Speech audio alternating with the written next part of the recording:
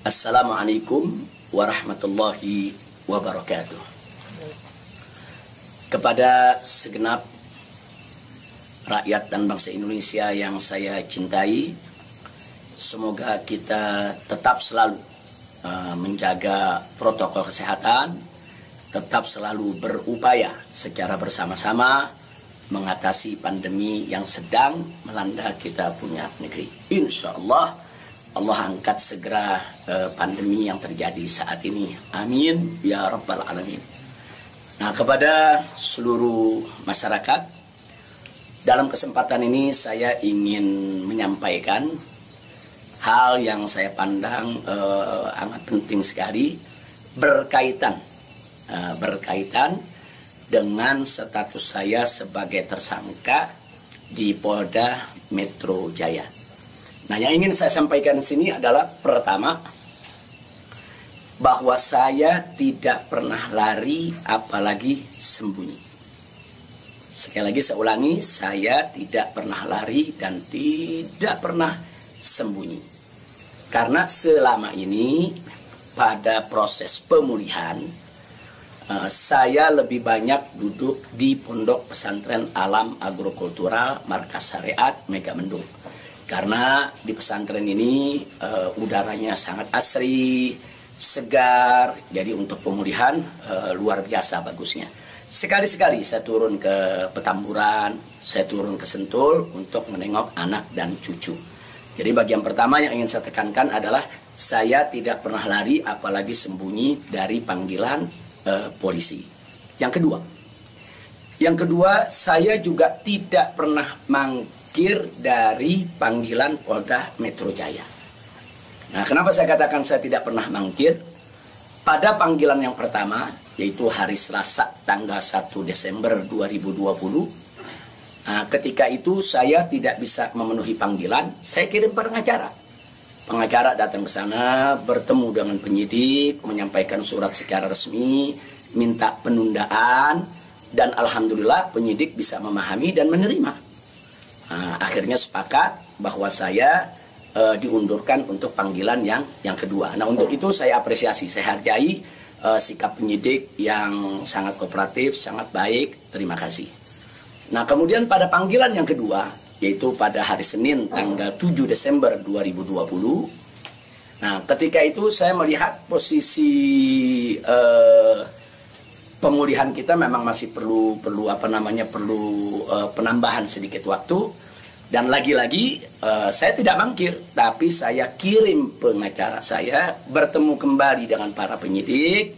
Kita sampaikan surat, kita sampaikan permohonan, dan alhamdulillah permohonan tersebut diterima secara baik oleh para penyidik. Lagi-lagi di sini saya ingin sampaikan apresiasi dan terima kasih kepada para penyidik di Polda Metro Jaya. Nah, pada hari itu juga, yaitu di pagi hari, Senin tanggal 7 Desember, ada kesepakatan, yaitu antara para pengacara dengan para penyidik, juga dengan keridoan saya, di mana kita sepakat bahwa saya akan datang ke Polda Metro Jaya pada hari Senin tanggal 14 Desember 2020. Itu sudah merupakan satu komitmen.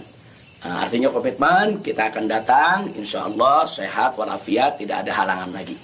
Nah, ini yang perlu kita sampaikan, dan komitmen ini kita jaga betul, karena saya akan selalu memegang komitmen dengan pihak manapun kalau kita sudah membuat satu kesepakatan, satu perjanjian. Nah, karena itu di sini yang perlu saya sampaikan juga pada hari yang sama, yaitu pada tanggal 7 di hari Senin tersebut, secara mengejutkan, sebagaimana kita tahu semua, di mana di siang hari Bapak Kapolda Metro Jaya mengumumkan tentang tragedi penembakan 6 Laskar FPI yang selama ini setia mengawal saya. Nah, tentu ini satu peristiwa sebetulnya tidak ada sangkut paut dengan soal panggilan saya. Maka itu pada pagi hari itu saya tetap kirim pengacara, saya tetap mengurus urusan panggilan, karena memang kita tidak pernah sangka kalau penembakan itu berkaitan dengan Polda Metro.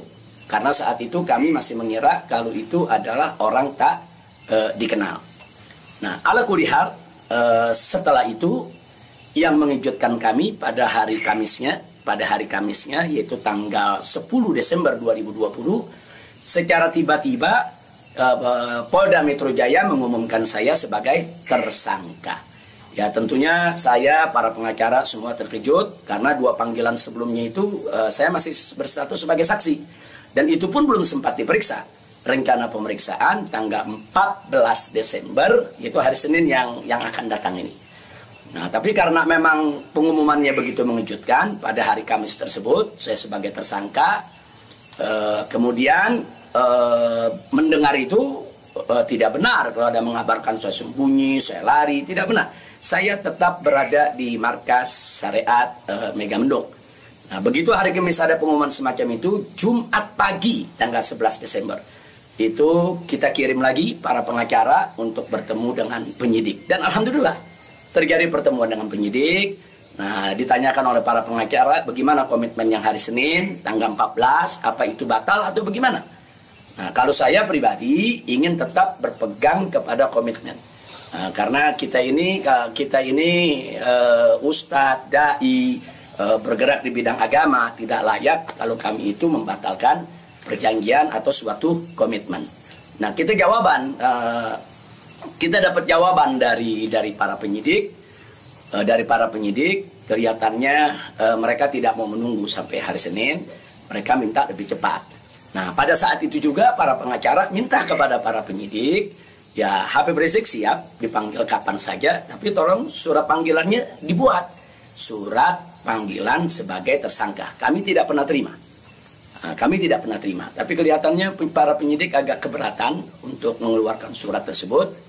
Akhirnya terjadi kesepakatan, kalau begitu cobalah bagaimana caranya supaya Habib bisa lebih cepat lah ke Polda Metro Jaya.